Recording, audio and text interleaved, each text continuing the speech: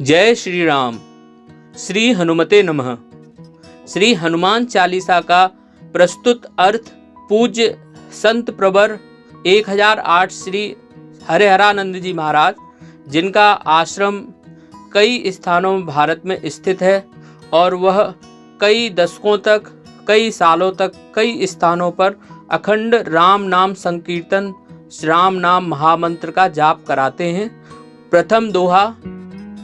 श्री गुरु चरण सरोज रज, निज मनु मुकुर सुधार, बरनो रघुवर बिमल जसो, जो दायक फल चार।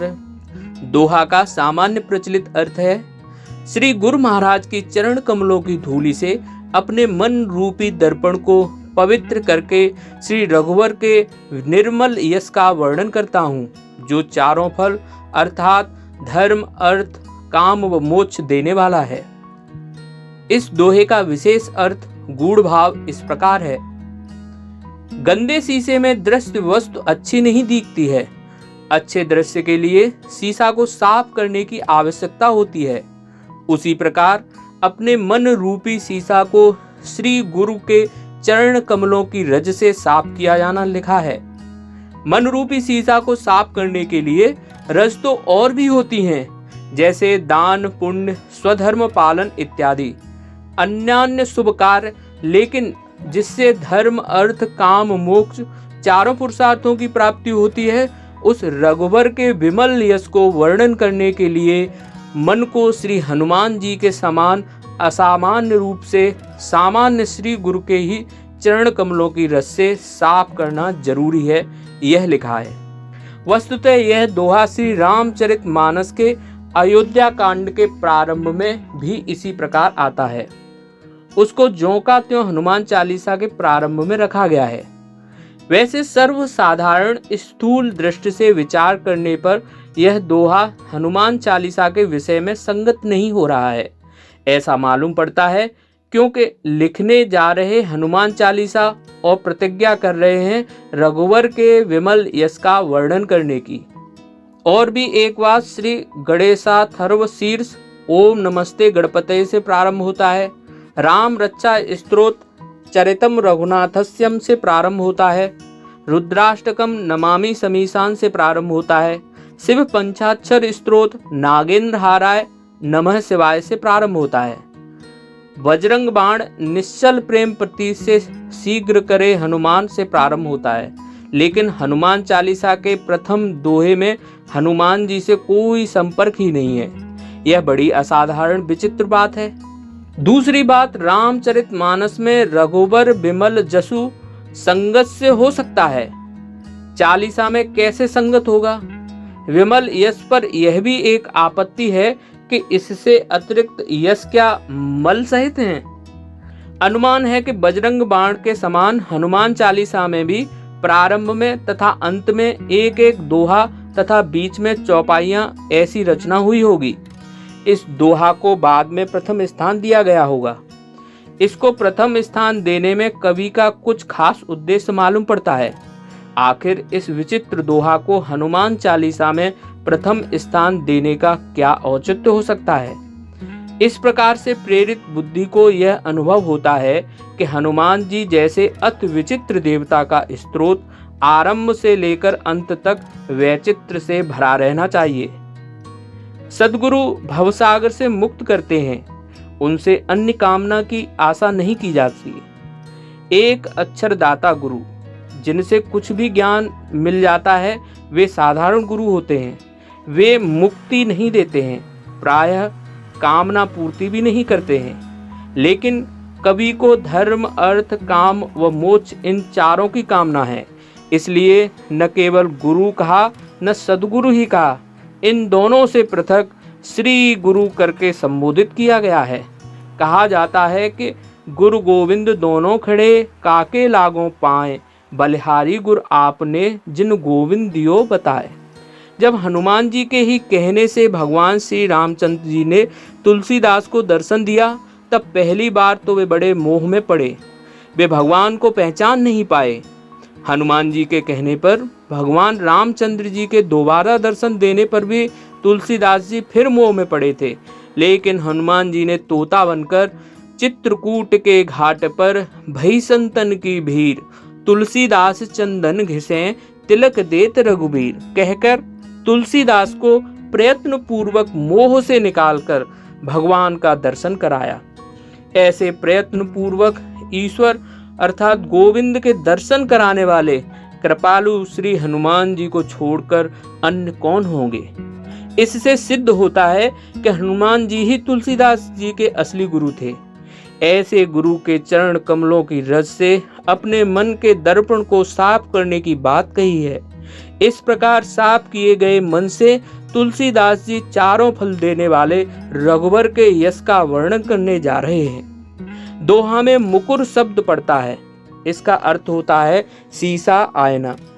शीशे में वह आकृति देखी जाती है जो साधारण दृष्टि से नहीं देखी जा सकती है। मुकुर शब्द से कवि चालीसा में भी यही संकेत कर रहे हैं कि चालीसा में स्थूल दृष्टि से न दिखने वाली कोई विशेष वस्तु ठीक ठाक दिखने के लिए साफ किया मन रूपी शीशा प्रयुक्त किया जाना चाहिए। अर्थात चालीसा में समुचित मंथन से विस्तृत अर्थ का ग्रहण साधारण अर्थ की अपेक्षा विशेष रूप से अपेक्षित है। यह कवि का अभिप्राय है।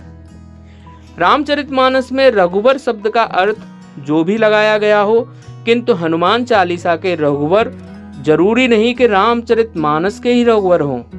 शब्दकोश से रघु शब्द का अर्थ है लंघत ज्ञान सीमा प्राप्नोति, अर्थात इसका तात्पर्य होता है कि जो बुद्धिमान व्यक्ति अपनी बुद्धि से छलांग लगाते हुए ज्ञान की सीमा को प्राप्त करता है और ऐसे व्यक्तियों में भी जो वर अर्थात श्रेष्ठ हो, अर्थात दूसरों को भी ज्ञान की सीमा को प्राप्त कराने वाला हो, वह रघुवर अर्थात गुरु। यहाँ भी तुलसीदास जी गुरु का ही अर्थात हनुमान जी का ही चिंतन यश वर्णन करने की प्रतिज्ञा कर रहे हैं।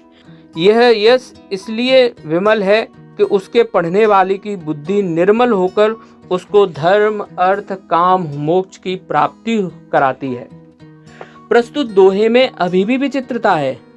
हनुमान जी के चरण कमलों की रस से अपने मन को शुद्ध करके हनुमान जी के ही यश के वर्णन करने की क्षमता की इच्छा कर रहे हैं। ऐसा क्यों? इससे यहाँ पर यह गुप्त संकेत मिलता है कि जो यश वर्णन करने जा रहे हैं वह थोड़ा गूढ़ नहीं, अत्यंत गूढ़ है। केवल रोचक कहानी मात्र नहीं है, उसमें अन्य बहुत कुछ बातें सम्मिलित हैं। उन अन्य बातों को प्रकट करना हनुमान जी को अपने अवतार कार्य के उद्देश्य में बाधक होने से रुचकर नहीं, लेकिन तुलसीदास जी हनुमान के रुचि के विरुद्ध काम करने जा रहे हैं और वह भी हनुमान जी के ही चरण कमलों की रस से विशुद्ध हुए अपने मन के द्वारा। तुलसीदास जी यहाँ पर अपने को हनुमान जी का अपराधी समझ रहे हैं और इसलिए गलती की क्षमा के साथ साथ कृपा की भी अपेक्षा करते हुए हनुमान जी से ही मानसिक क्षमता चाहते हैं।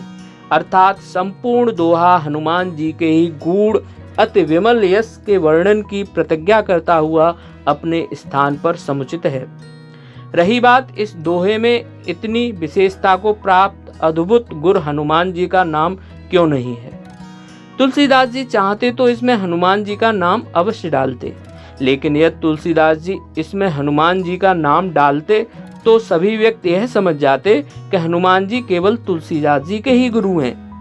हनुमान जी केवल तुलसीदास के गुरु नहीं हैं। इस विषय का संकेत कवि ने चालीसा में किया है।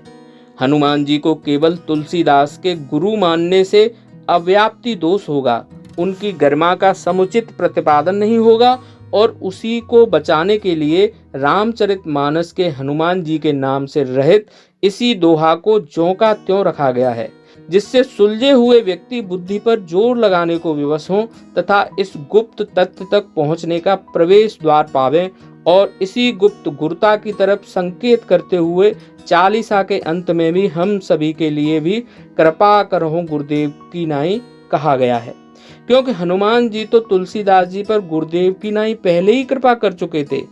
कोई तार्किक व्यक्ति इसको बेसिर पैर की बात भी कह सकता है, लेकिन वस्तुतः यह विषय गुप्त एवं गंभीर है तथा बहुत ही महीनी से इसका प्रतिपादन हनुमान चालीसा में हुआ है, जो समय समय पर स्पष्ट होगा। हनुमान चालीसा के अगले दोहे का भावार्थ अगले वीडियो में। आपको यह वीडियो अच्छा लगा हो तो इसे लाइक करें, वीडियो को शेयर करें और चैनल को सब्सक्राइब करना ना भूलें। आप हमारे हनुमान चालीसा की विस्तृत व्याख्या वाली प्लेलिस्ट को देखें और विस्तृत हनुमान चालीसा के सभी वीडियो को देखना ना भूलें। धन्यवाद। जय जय श्री राम। श्री हनुमते नमः। क्रमशः